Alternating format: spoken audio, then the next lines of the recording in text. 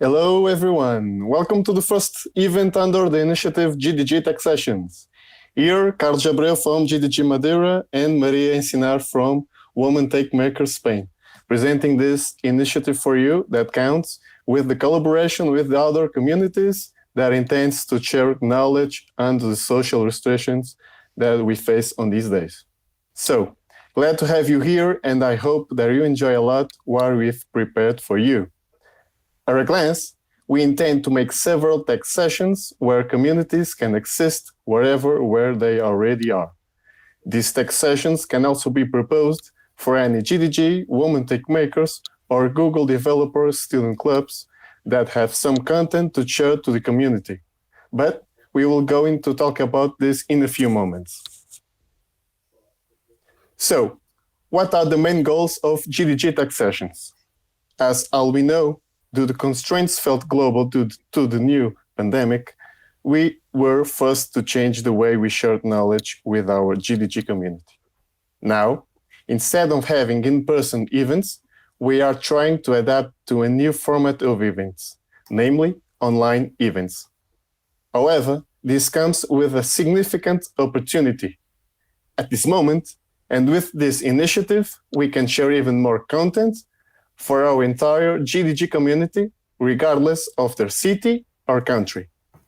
All together in a series of events previously scheduled for everyone.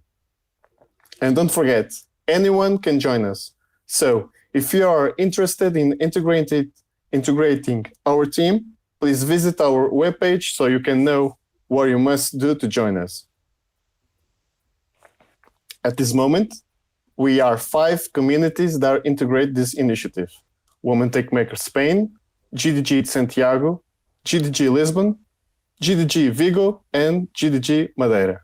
So, as I said, if your GDG, Women Tech Makers, or Google Developer student clubs are interested in joining our team, supporting these events, go to our website and find what you should do to apply. And we have also a next tech session confirmed. We are so happy to announce on the first time the next tech session. So GDG Coimbra proposes it, and its speakers will be Carlos Mota and Ricardo Costeira. The session is scheduled for June 18, and meanwhile we will add this event to our website. So, if your community also wants to propose a tech session, just fill this form and we will contact you to further details. Don't forget that you can always propose an event with more than one GDG, that is what's happening on this event, and isn't mandatory that the speaker belongs to the GDG. It can be from your community or a friend of yours with content and skills to share. After this event, we have this form that you can fill and give your feedback about this event. After we receive your feedback, you can win an open badge to add your portfolio. Also, if you have any doubts, you should use the YouTube chat. At the end of the event, the speaker will answer them. So the first event under the GDG Tech Sessions initiative counts with the collaboration of GDG Madeira and Women Tech Maker Spain, where we will be going to discuss with the awesome Megha Bangalore the Firebase platform and its tools. Just to talk about Madeira, that is the island where our community of GDG Madeira is. This is an island that has around 250,000 inhabitants. Madeira was elected world's leading island destination in 2015 until 2019 by the World Travel Awards. Just for curiosity, this is the island where Cristiano Ronaldo was born, and also we have here the highest cape in Europe at an elevation of 580 meters above the sea level, and it's famous for its suspended glass platform. Just about GDG Madeira, we started our activity in 2019, and meanwhile, we've organized events about Android, machine learning, Flutter, and Google Cloud. About the team, we are 3 at the moment: Carlos Abreu, it's me, student from informatics engineering and finishing the master's degree. We have also Diogo Freitas, student and research assistant from Interactive Technologies Institute, and Fernando Martins, student from informatics engineering and also working for the Employment Institute of Madeira. And now, Maria Encinar from Women Tech Maker Spain will talk a little bit from its community. Thanks, Carlos. First of all, I wanted to thank GDG Madeira. As Carlos already shared, this is a joint effort from women team makers and GDGs across Europe. But the truth is, every project, in order to kick off, needs to be leaders. And in this case, it's GDG Madeira team as the ones that brought us all together and set the foundations for these GDG Tech sessions. Big thanks on behalf of the Women Team Maker team for inviting us today. And now allow me for a quick story on Women Team Maker Spain. And I'm saying quick because we were born a little bit more than a month ago. In the middle of this lockdown, we decided that it was about time that women team makers from all over Spain join forces and launch doing activities together. So far, we are 6 chapters with a core team of 5 members with a total of more than 20 years of experience in running community events. Of course, 20 years of experience combined. It's not that we're that old. We're just too passionate about communities. And while we were thinking about our first activity, the topics, the speakers, that kind of stuff, this opportunity of European GDGs collaborating for an online event came across. And we loved it immediately and decided to participate. So this is actually our first event. Next one, as you can see in the slides, is on May 28th. Well, we will be talking about BigQuery. You can check all the information in our Twitter, WTM Spain. And as you know, every community is a teamwork. And I wanted to share with you who is the Women Team Maker Spain core team. It's Cristina, Aurora, Cynthia, Vanessa, and myself, Maria. We're leading this first initiative that we're launching from Women Team Maker Spain. Although the plans are that the whole team of Women Team Maker Spain will be rotating in leaderships, giving everyone an opportunity to shine. And you were wondering why we decided to do this, and why is Firebase our first event? Well, besides GDG and Women Team Maker summits, the funny thing is the Firebase summits are probably the events where we got to meet more women team makers. Why? Because Firebase team cares about us and always make room for communities, especially women team makers and other underrepresented groups. So inspired by that, we decided to dedicate this first event to Firebase. Not only is it a great technology, but also an amazing team. And because of that, I wanted also to take, because we love Firebase as technology, we wanted to share 2 things. One is the Medium blog, Firebase for Developers. And the good thing is not only you can find great content, but also you can contribute. So if you love Firebase and you want to share, this is a place for you. And the other thing that I love as part of the GDG community are Google Developer Experts. So those are people that are really passionate about one technology, in this case, Firebase, and that they like to share as well. So if you're looking for speakers for your event, they have a very cool directory where you can contact them. And on the other side, if you're passionate about Firebase, you can become one expert and do the same for the other communities. And now it's time for my favorite part, is presenting Megha. Well, as you can check, Megha, she's not only an engineer at Firebase at Google, she works for making Firebase awesome. And before she worked at her magic at Twitter, and she has a lot of experience in distributed teams infrastructure and mobile technologies. That is her work part. But the truth is, she is a real team player. And that is why she's here and what she's always sharing with communities, her knowledge, her time. And she is one of the funniest person I ever meet in the community. And you can check her Twitter for more pictures like the one that you find of the right, which is in Women Team Maker Summit in Madrid in a couple of years ago. So, well, she's gonna talk about how to make secure apps in Firebase. And I think is my turn to leave her shine and tell us more about Firebase. Thank you, Megha, for joining us today. It's a pleasure always, and I'll leave you with her.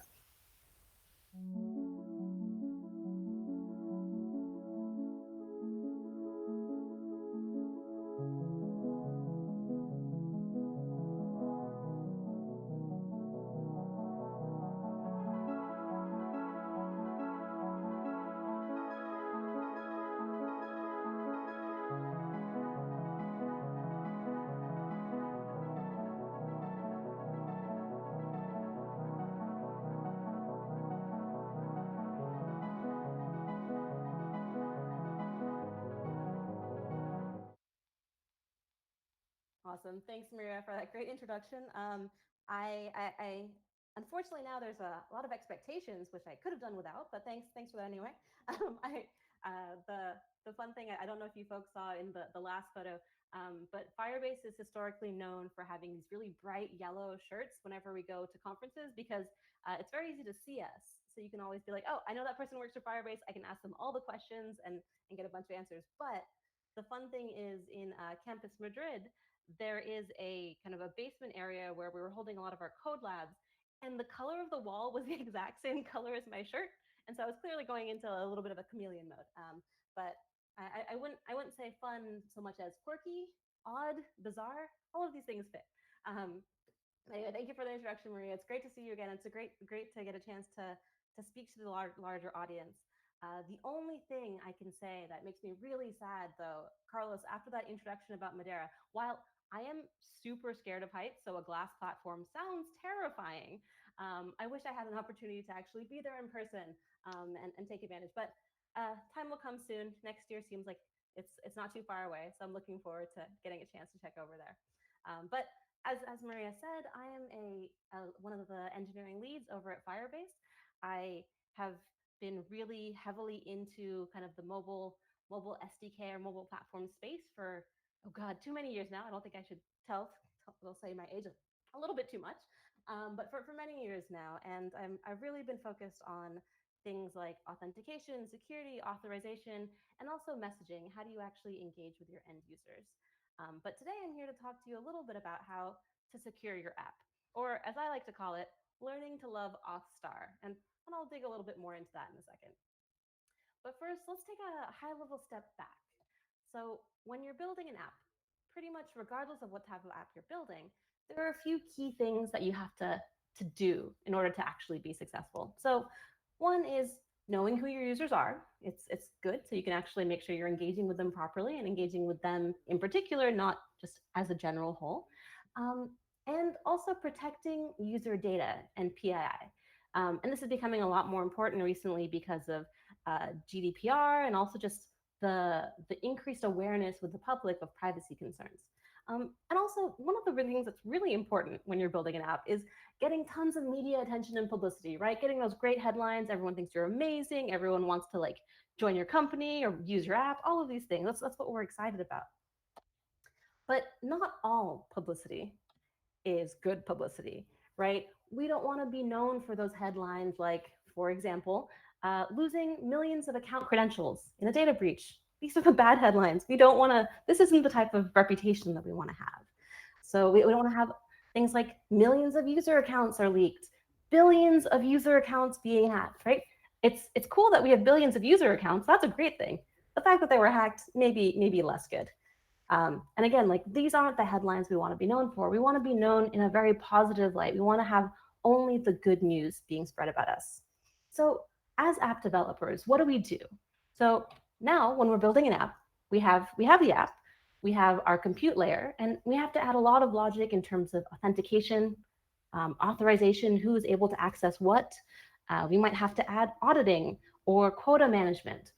Or even handle things as fundamentally necessary as security patches. And then from there, then we can actually talk to the APIs of the databases that we're using. And there's a lot of infrastructure that isn't really related to your core business. So when you build with Firebase, where do some of those things go? Well, things like language updates or security patches on your server, those are handled by Firebase because we're updating the infrastructure, so you don't have to. When you look at where things like DDoS prevention or abuse prevention, all of that is handled. All of that is handled using our own infrastructure as well. Finally, some of the things which are a little bit more custom to your app, right? Authentication and authorization, or things like schema validation or secure business logic. Those are very specific to your app. And we can provide a lot of tools and services to help you there, but a little bit does need to be configured by you. But we try and do as much of that heavy lifting as we can. Now, I want to take a quick step back for the folks who are a little bit newer to Firebase, or a little refresher never hurts anyone. So what is Firebase? So Firebase is a suite of connected tools and services from Google that is designed with one purpose in mind. That is to help mobile and web app teams succeed. So we all know that developers are time and resource constrained. There are only so many hours in the day, even though we hope that it would be more. And there's a lot of work that you have to do, as we saw on that earlier slide, that isn't really central to you building your app. Whether that's maintaining infrastructure, to tracking down bugs on a very particular version of an off-brand tiny device that a bunch of your users are running into, but you don't have access to, whether it's to running A/B tests to improve the experience for your users, or even handling requests from your marketing team for having new marketing campaigns. Now, all of this work is really important, but it does take away from the work that you could be doing to make your app truly unique. And this is where Firebase can help out a little bit by solving key problems that you might encounter across the lifecycle of your app. So from building your app using Google scale infrastructure with products like Cloud Functions, Cloud Firestore, MLKit, to improving app quality once that app is out and launched by giving you insights into real issues that your users are running into in the moment, like Crashlytics or performance monitoring, to engaging your users, getting better insights in their behaviors and their needs based on analytics, and engaging with them better with tools like cloud messaging or in-app messaging. Now, there are over 2 million apps that are actively using Firebase every month. And that includes everyone from small one-person startups to really large enterprise-scale companies. And all of them are relying on Firebase to make their lives a little bit easier. And there are definitely a lot of logos here, and I'm sure you recognize some of them. So let's take a closer look at how the products that Firebase offers and how they can actually help you succeed. And in this case, we're talking about building a secure app. So we'll be focusing on Firebase Auth or authentication. And while you can build a secure app using Cloud Firestore, storage, real-time database, all of these things, I'm going to be focusing on Cloud Firestore to give a little bit of a tactical example. So back to our original goals, all the goals most app developers have. So first, knowing who our users are. Now, there are a few really key things that we have to be aware of. So some must-haves. So first, it needs to be secure because user identity is user data, and we need to take that seriously and secure it appropriately. We need to make sure that it is planet scale. Regardless of where your users are coming from, it needs to be available everywhere at any time.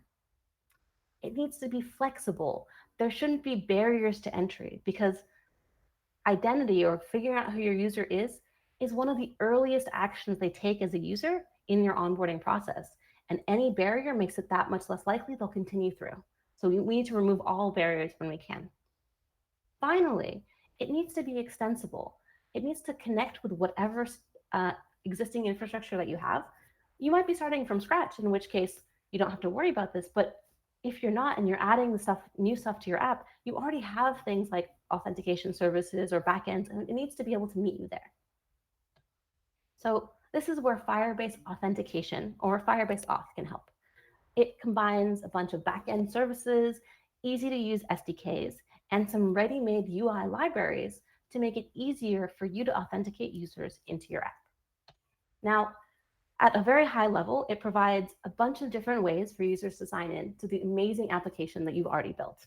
So we have things like Google sign in, obviously, Twitter, GitHub, Facebook. We recently announced sign in with Apple.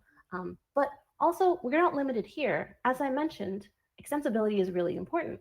So there's something called custom auth, where you can take whatever authentication method you're already using and integrate it with Firebase to then use the rest of the tooling that I'm explaining. So no matter how your users are signing in, a user account record is always created on Firebase Auth, and each user is assigned a stable project universal ID. No matter which app they're coming to within your project, they'll have that same user ID. So you can combine that experience across all of the different apps in your project. Now, Firebase Auth will then issue a standard JSON web token. It's also known as a JWT or a JOT. And your application can rely on this token, which is signed by our servers and not something that's client-side, to obtain user information in a secure way. So under the hood, Firebase Auth is built on top of a highly reliable storage and provides a set of REST APIs to manage those stored user accounts. All applications have certain must-haves when it comes to security, especially authentication. And they need to handle the messy auth flows, such as forgotten password flow, the distinction between sign up versus sign in, user deletion flows, all of these things. And we know too well that handling these flows on the client side can become really, really messy and also really error prone, because there are a lot of interesting edge cases in those situations. And until you've run into them, it's hard to imagine kind of actually coding for it or adding that edge case there. So what we offer is a bunch of open source client SDKs on web and Android and iOS, as well as admin SDKs or server-to-server SDKs across the various major languages. For app developers, sometimes velocity is even more important, right? You want to get your application out to the market as fast as possible, or maybe just do a really quick proof of concept. In that case, you might also want to take advantage of some of our ready-made UI libraries. So we talked about those key must-haves for authentication. So let's see how we do there. So Firebase Auth, our SDKs go through rigorous security review and third-party penetration tests before it even reaches you. So security, Firebase Auth is handling that.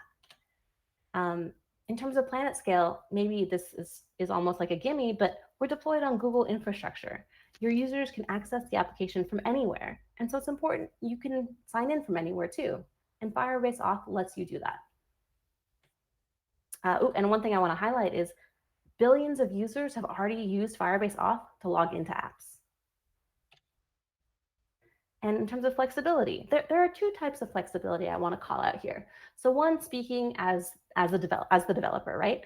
So I mentioned how you want to be able to kind of come wherever you are, right? So you can migrate existing users, you can start from scratch, or you can maintain an existing authentication that you already have. And we're flexible and let you use authentication however you want. Now, as an end user, you can bring pretty much any type of credential to access the application, whether it's phone, passwordless, any of the social ones. We don't want to have any barriers to your users signing into your app. And so adding all of this flexibility means they can sign in however they are most comfortable.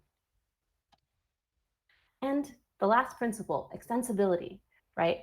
Firebase Auth is integrated across a lot of Google stuff, from Firebase to Google Cloud Platform. And in addition, there are things like custom attributes and custom claims that I really want to highlight.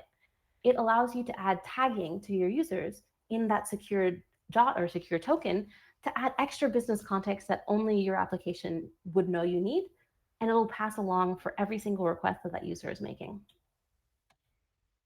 So one of the key tenets in security is do not trust the clients, right?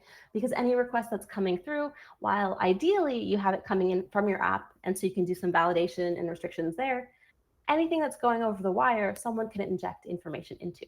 So you shouldn't really be trusting that request. I could just say I'm a premium user and get a bunch of content for free, but I might not actually be that. So we say don't trust the request, right? Because you can't trust the clients. But with Firebase Auth, we have that auth token, that JOT, and you can trust this. And why is that? And that's actually because the client isn't really unpacking that JOT. It is just something that's handed to them from the server. And so the server is actually the one that's passing that request to auth or that JOT token, which is why we know it can be trusted. So it is the trusted section or trusted component of the request. So Firebase off, we know who the users are. Great. Now what comes next? How do we protect users from, how do we protect that user data or PII that we have to have stored for our app to be effective? Now, we're not just talking about malicious actors, right? People who are trying to hack into your system, but also accidental exposure. As you're developing and adding new features, maybe as your team gets bigger or isn't aware of all of the access patterns, maybe there's something that gets exposed or open. So how do we prevent that and make it and unlock everything down? So for example, only certain users should be able to see some types of content. And there's something called security rules that you can use alongside Firebase authentication. And when you combine these two, you can express who is allowed to read or write certain files within Firebase Firestore, RTDB, that's real-time database, or cloud storage. So Firebase rules are the thing that stands between your client and your database. It's that protective layer that's making sure only the right traffic is getting through and the right thing is coming back to the clients.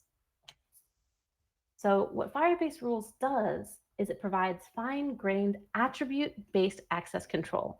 So that means attributes of the session and the user are what's being used to gate whether they can read or write something. And it's a slight distinction there. There are other types of access control that I'll talk about a little bit later.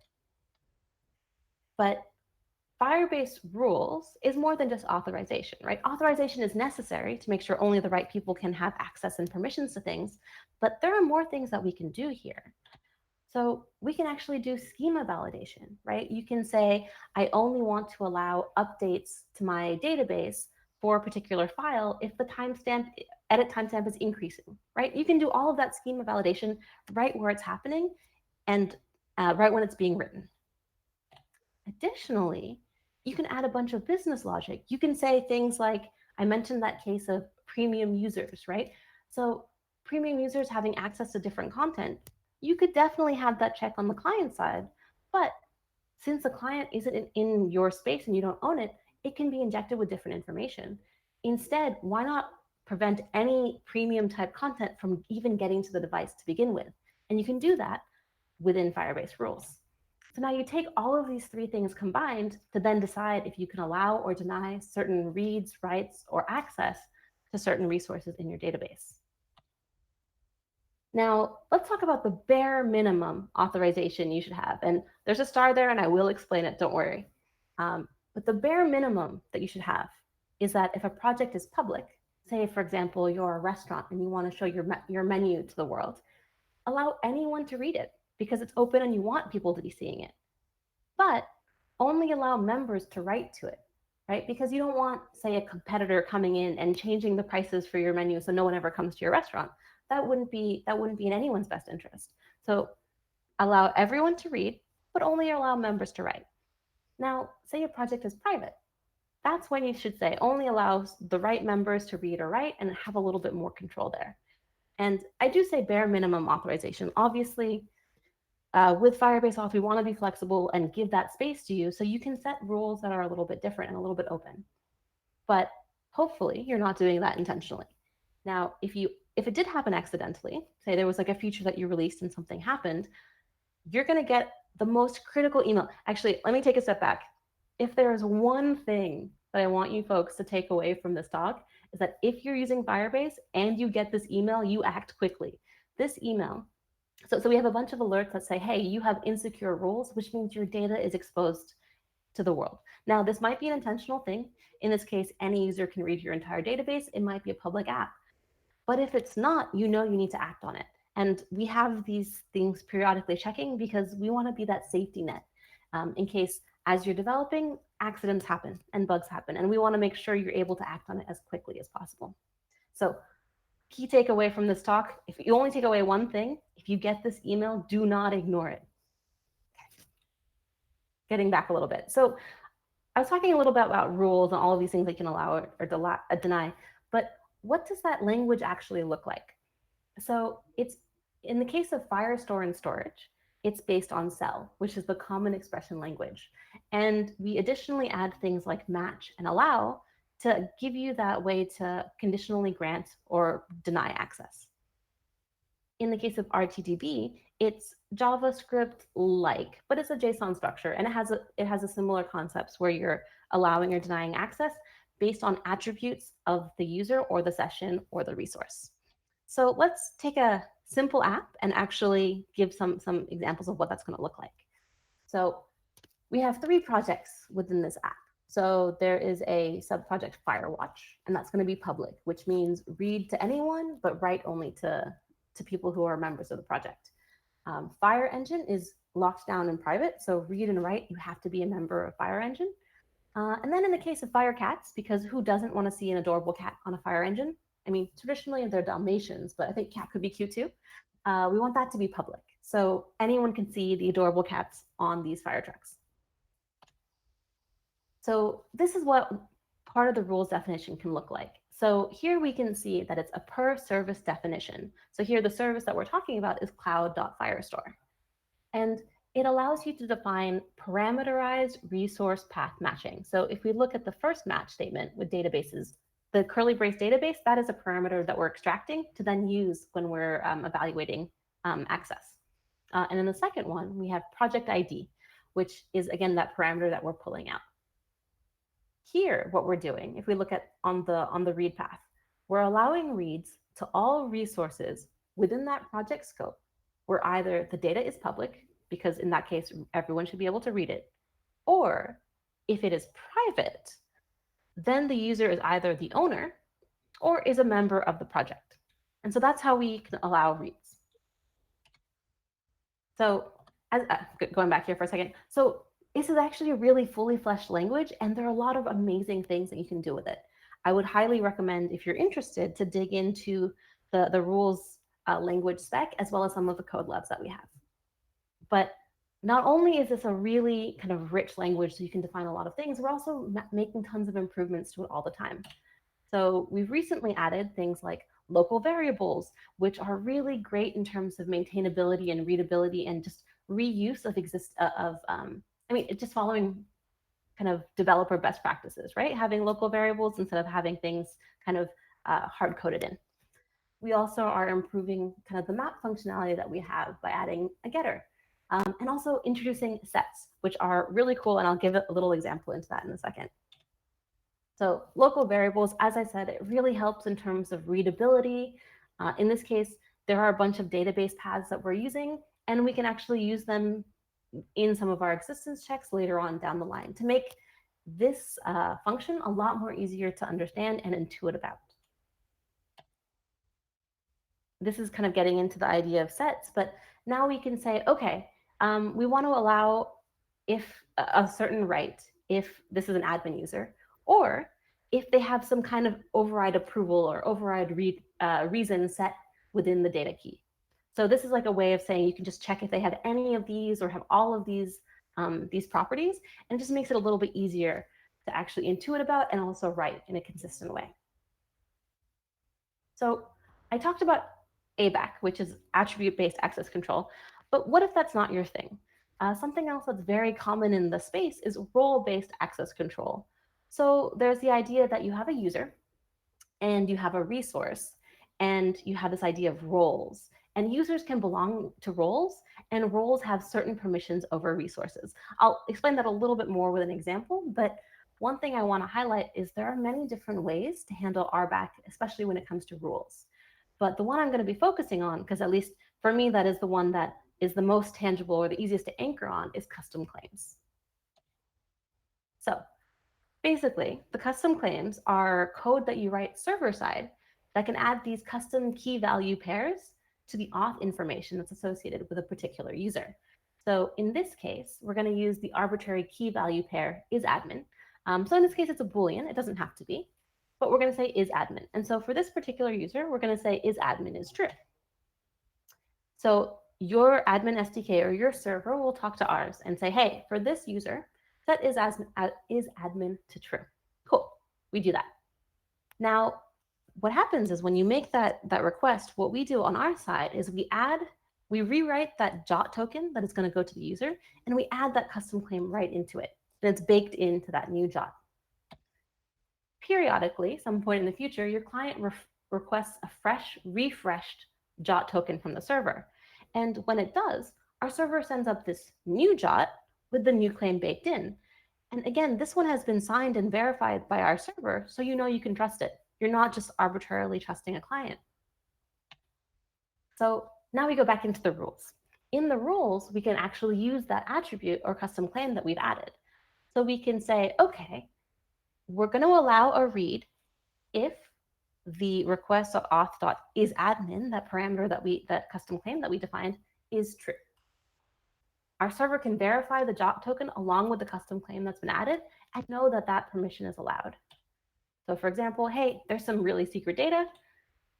I want to be able to read this. And the backend can say, our backend can say, okay, yes, they're an admin. They definitely can read that. So that is kind of like the idea of like, we're starting to put this business logic into rules, right? You can only read certain data if you're an admin. We're not actually even sending any of that to the client. And the reason that putting as much business logic into those rules as possible is good is because, as I said, don't trust the clients. Even if any of that data is getting to the client, there's a chance that it can be exposed. So why not just keep it all in the back end to begin with and not even send it along? And that's what you can do with rules. So I said this, I'm going to take a step back here. So I said, put as much of the business logic as you can into rules. But rules evaluation is happening on every single request that's coming into the backend. So it needs to be really fast, right? Because you don't want that to be a latency that's added to your system. So there is a max size, 65 KB, for that rules file that you define. Well, there was a max size of 65 KB. We're rolling out increases to that max file size soon, but still keeping that speed of evaluation as fast as possible because it has to be. So we had some examples of simple rules, and those are kind of easy to reason about, which is cool as a human. But now that we're adding a lot of this critical business logic, the rules are actually getting a lot more complex, and it's just hard for a human looking at that to be really sure what access pattern is happening and what's going on. So we have something called the rules playground or rules simulator, and it lets you experiment. And let me show you a little bit about what that looks like. So from the console, you have your rules file and you can see it. This is again for Firestore. Now you have the simulator up on the left, and what you can do is you can set different accesses that you're trying. In this case, it's a create. You can set the path to the resource. You can build a document, or sorry, you can have different authenticated users. So you can say only this certain type of user who's anonymous. I want to see how it behaves for them. Here's a dummy user ID and all of those things. You can build a test document to make sure you can actually have access to it as you want to. And then you can actually just run it, and it'll run against all of these rules with that particular object and user.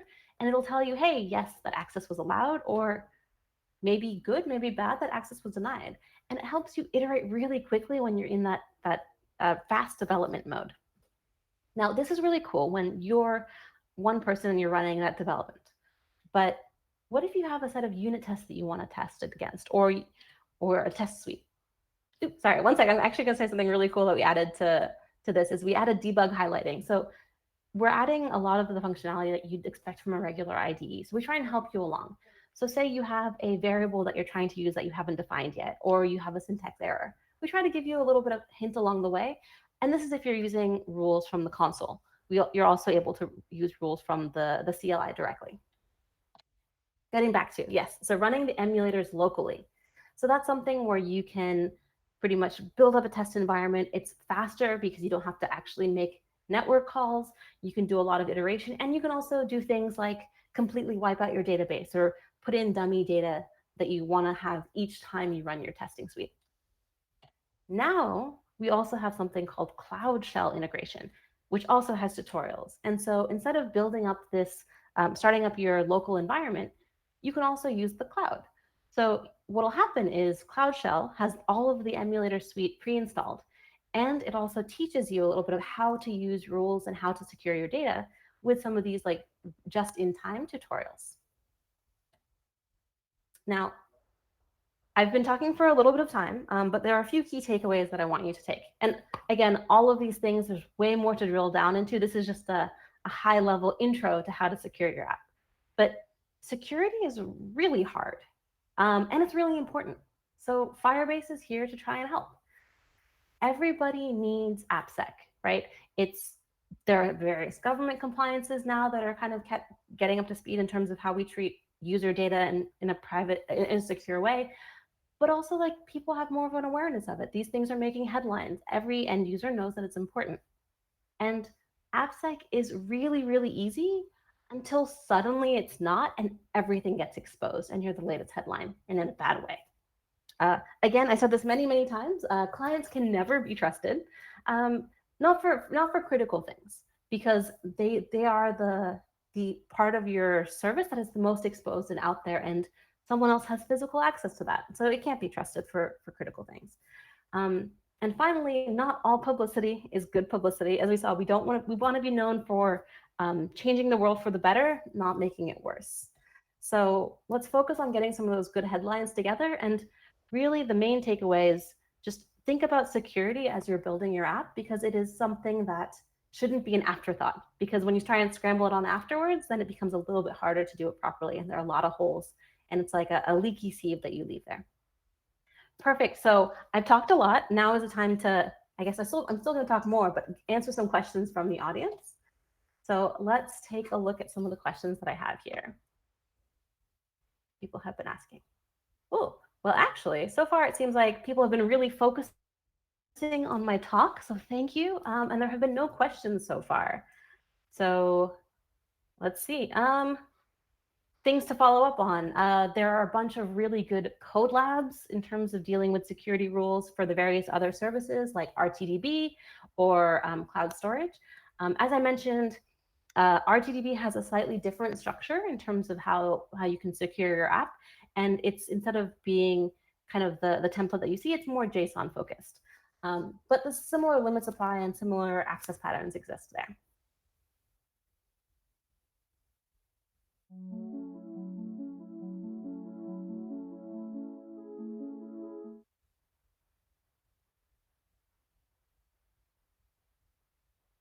Sweet.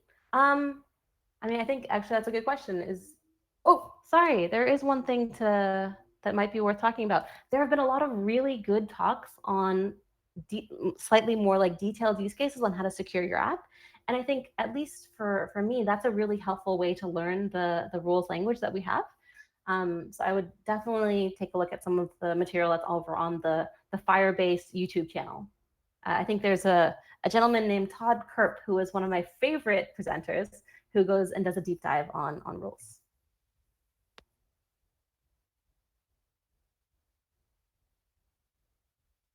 Sweet. Yeah, so there's a question on how to get started with Firebase and if there's a free tier. And definitely, I think especially when it comes to Firebase Auth, and there's actually you only pay for things like phone authentication, which actually has an SMS that gets sent to it. And so we try and amortize a little bit of the cost there. But other than that, the number of users you have, free, no limits there. And then in terms of Firestore, and actually just all of our storage in general, there is a free tier way to get started. Obviously, as you start storing more and more data and start having more and more access, at some point we have to charge you for it. But if you look at the pricing model, there's a pretty generous free, especially if you're getting up and started, it's more than generous enough for you to play around and get, especially within your dev team, experience playing around with Firebase.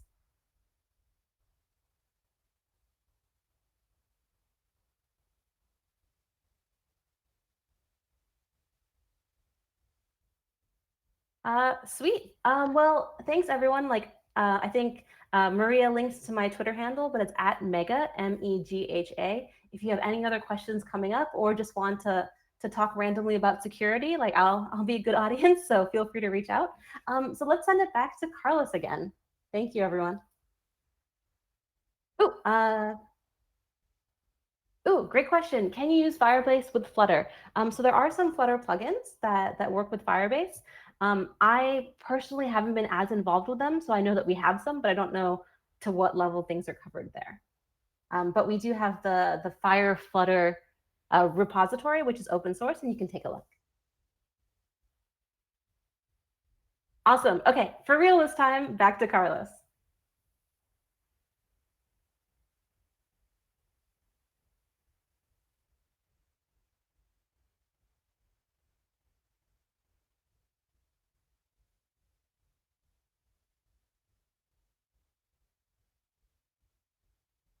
That is a really great question. So storing the user's email publicly. So right now in the users table, you're able to see the user's email, and that's really helpful in terms of debugging and helping reset users' accounts for certain things. I think it depends on your definition of publicly. I think the user, if they're logging in with, I think there are a few identity providers that allow you to hide or allow end users to hide the email from the developer. But I'm not entirely positive which ones, but that would depend on the IDP itself. Yeah. And it seems that, there's a question about the rule size 65 KB, and is that related to the TCP request payload size? No, actually, because the rules aren't passed with each request. It's the fact that when you run through all of the rules to evaluate access, you have to go, even on the server side, you have to run through all of those evaluations because it is a cascading evaluation model. So at worst case, we want to limit how expensive that call is going to be. Yeah, but great question.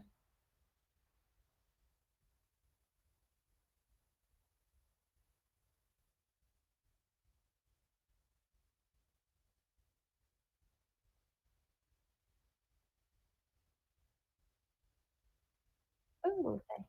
Yeah.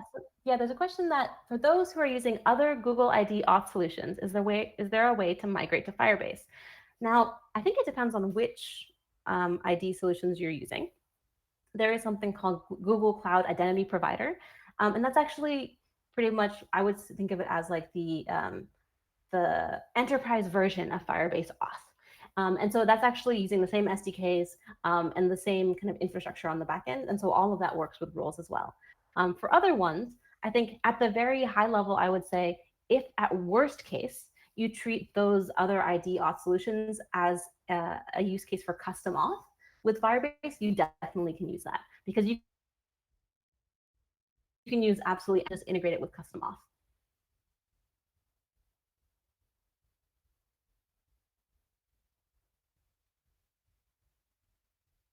Sweet. Okay. I think it seems like maybe we are done with questions, although those were really great ones that came in at the wire, which I appreciate. Perfect. Okay. Oh, I'm going to pause before I say for real again, just in case. No. Okay. For actual real, back to Carlos.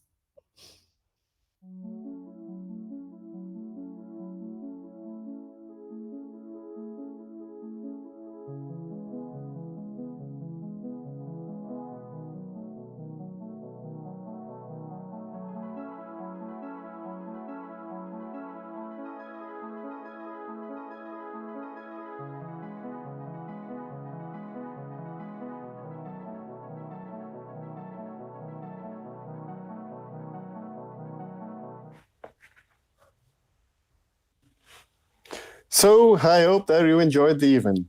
So just before we finished, and because you are essential, we are looking for your feedback of this event, and after filled, you can win an open badge to add to your portfolio. After we receive your feedback, we will send to your email the badge. Simple as that. Just to remember you, the next tech session confirmed will be about Android 11 by Gigi Coimbra and its speakers, Carlos Mota and Ricardo Costeira. And if you do not receive a proposal for another event that can occur a little bit earlier, see you on June 18. But don't forget that your community can also propose a tech session and by just filling this form, and we will contact you to get all the things ready. So follow us on our social media to get updated on the last news, and just want to thank you all the team by making this possible, mainly to Megha for this fantastic presentation. Thank you everyone for joining us. Hope you enjoyed a lot and hope to see you soon. Bye.